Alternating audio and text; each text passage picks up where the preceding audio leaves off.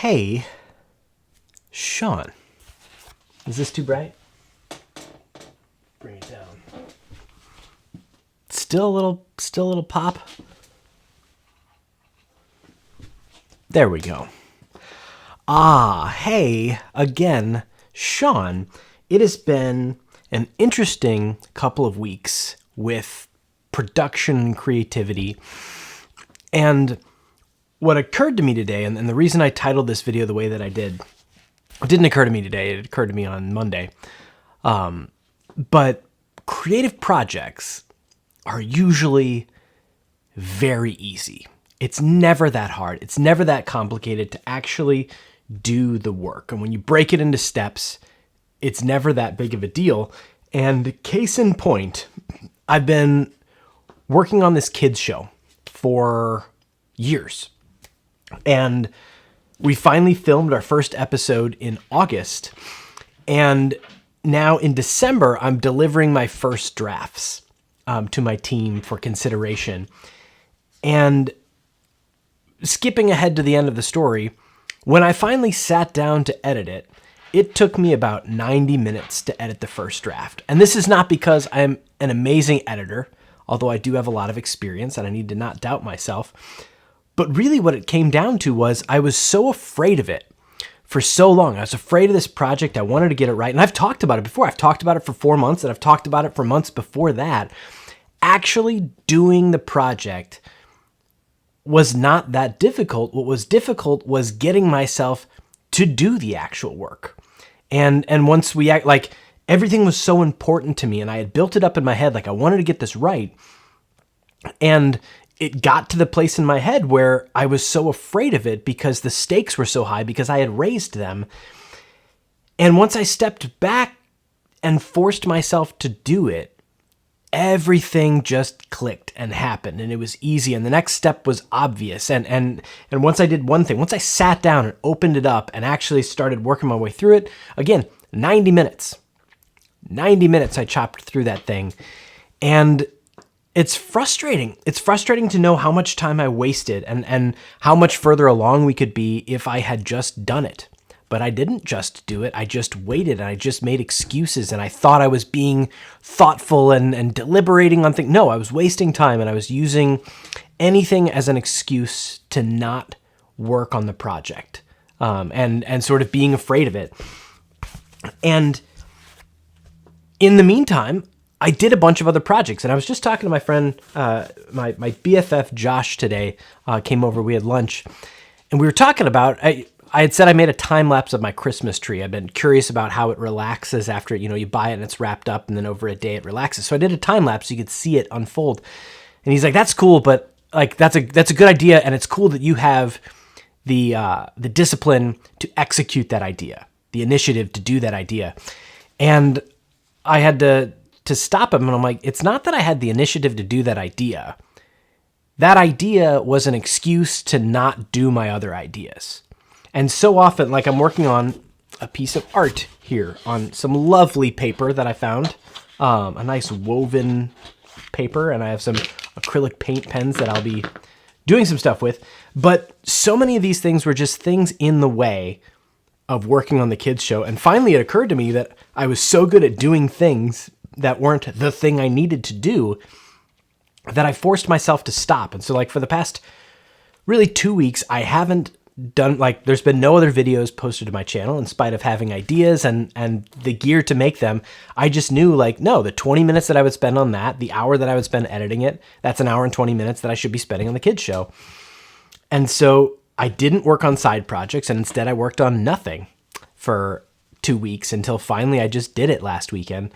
And that realization of, like, oh my gosh, this was so easy once I actually sat down to do it, that realization unlocked the rest of the project. And the kids show has 4 video segments to it that are all sort of unrelated. It's not like 4 acts to the show. But the first one was the sort of hardest one, because it took this chronological piece and had to boil it down into a narrative that made sense. It was a cohesive narrative, but with a lot of stuff cut out of it. So that took some time. But once I got that was the one that took 90 minutes. Then there was a discussion, which is just sort of taking the best answers and making sure that they're sorted together properly. And taking that took about an hour to edit.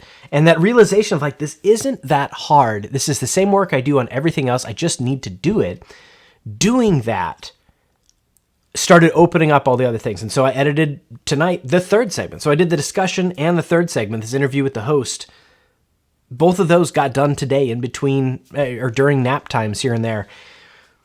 And it's on one hand liberating and invigorating to make the progress. And on the other hand, so frustrating that I waited so long. And that's time just lost, time just wasted.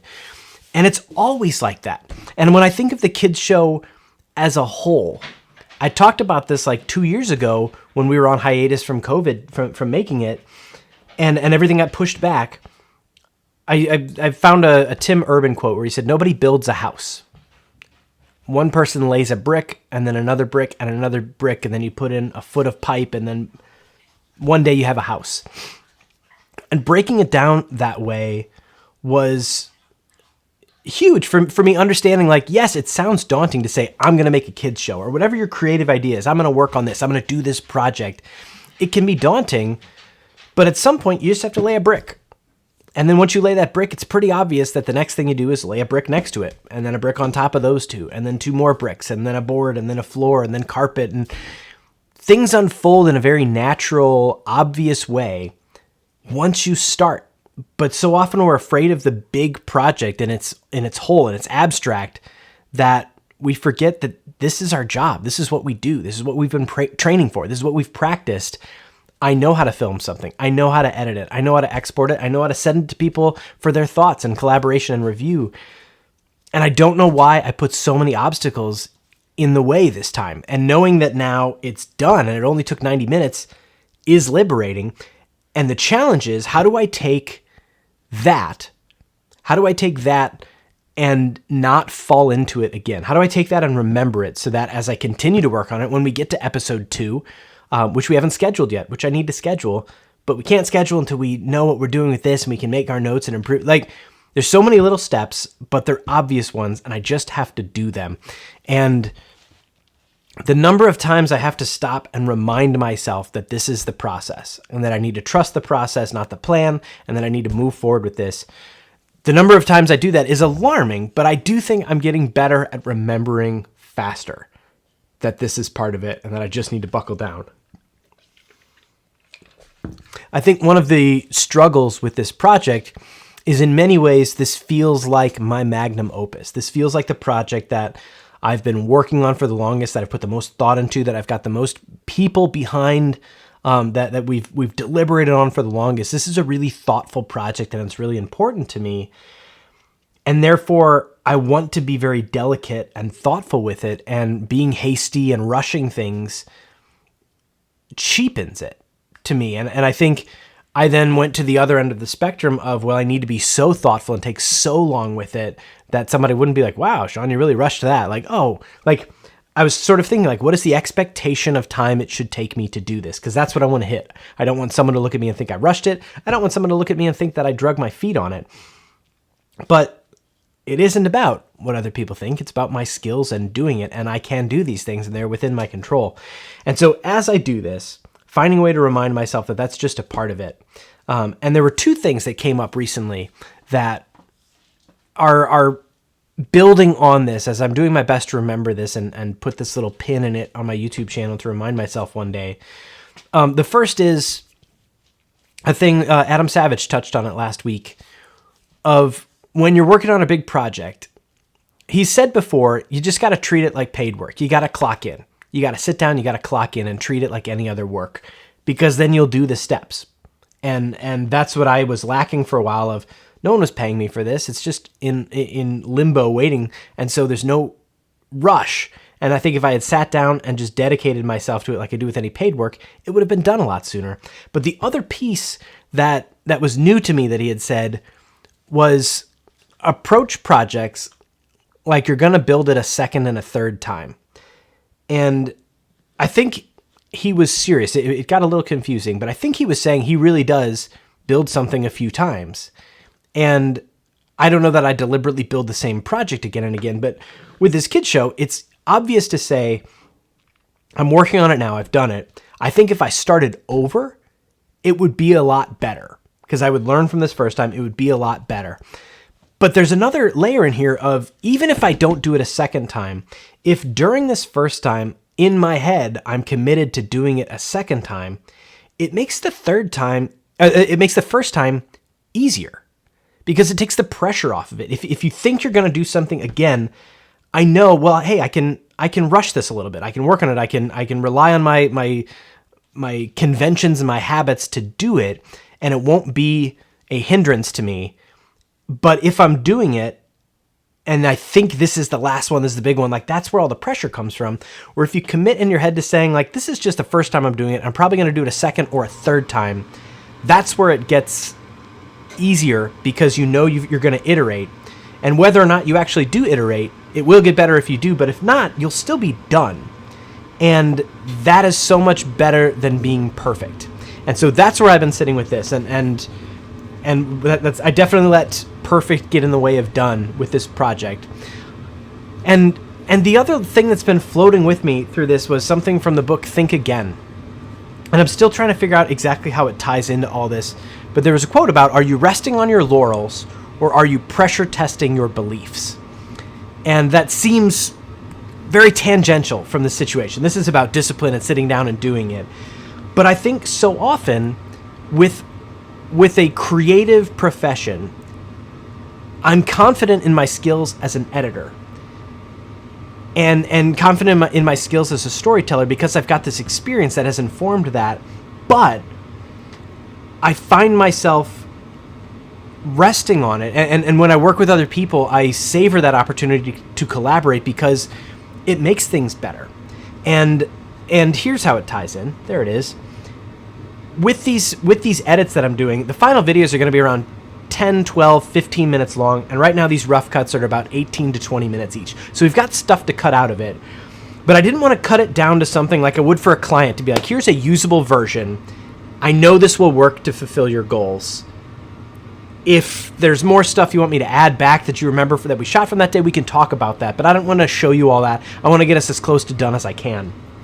But with this, I want to be really thoughtful, and I'm not an expert on children's programming. I have experience, yes, but I'm not an expert on it. But I'm working with a bunch of experts and challenging myself to remember, like, it's not just let's rely on my existing talents as an editor, but let's pressure test my beliefs as an editor and put them against someone else, where someone else may say, actually, no, I think the pacing there is too fast or too slow. I think you went too far on this one. I think this is too shaky. Can we find a better shot? And in a lot of projects, I think for the sake of expediency, I would say, no, I've done this before. This is the way I'm going to do it. And that's resting on my laurels. But this project is so important for me. It's an opportunity to commit myself to pressure testing my beliefs and saying, okay, here's what I did with the edit, but I want you to shoot holes in it. I want you to say, here's the problems with it. And I need to be humble enough and vulnerable enough to say, you might be right. You probably are right. Let me re-examine. And when I do that, this project is going to get so much better than it would have if I only trusted myself and only proceeded on the momentum of my experience and not any sort of expansion of my knowledge. So that's where I sit right now. And with the rest of this next phase of getting feedback from people and polishing it into the final, there will be obstacles here. But I think reminding myself that just doing the work, the simplest advice you've ever heard, just doing the work can make such a difference because once you lay that brick, you can lay one next to it and one on top of that. But if you don't lay that first brick, you're never going to even have half of a house. So that's what I'm working on. Maybe you're working on something similar, but that's all I got. Thank you so much for watching. I sincerely appreciate it, especially if you made it this far, especially if you're watching this later and you made it this far in a previously streamed video. It means a lot to me. And all the comments and everything mean a lot to me as well. So thank you so much. I hope you had a wonderful Thanksgiving if that's something that you celebrate wherever you are. And I hope you have a great day or night or whatever, wherever. See you later. Bye. And now I have to walk around to the camera and turn it off.